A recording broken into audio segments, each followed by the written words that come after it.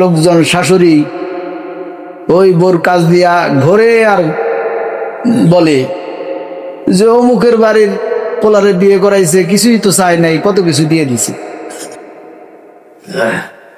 বোঝেননি? বুঝি তার মানে কি? আপনি চাচ্ছেন, বউরে শুনাইতেছেন মানে কি? আপনি চাইছেন, আপনার মনের যে আশাটা ছিল, আকাঙ্ক্ষা ছিল, সেই অনুযায়ী হয়নি। এটা হলো গোপন বেধি।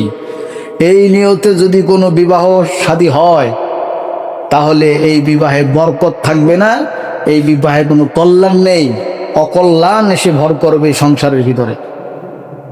ইসলাম মানে কয়জনে? ইসলাম কয়জনে মানে? আজকে বাংলাদেশে যৌতুক প্রথা নিষিদ্ধ এবং সামাজিকভাবে ঘৃণিত হওয়ার কারণে যে মানুষ যৌতুক চেয়ে নিলে সামাজিকভাবে মানুষ তাকে ছোট মনে করে, ছোট লোক মনে করে, এটা ঘৃণিত লোক মনে করে। এটা সবাই বুঝে গেছে, তাই বলে যে আমার চাওয়া পাওয়া নাই, আমি কিছু চাই না। বুঝেননি? কিন্তু ভিতরে কি আছে? চাওয়া আছে। এটা হলো প্রতারণা।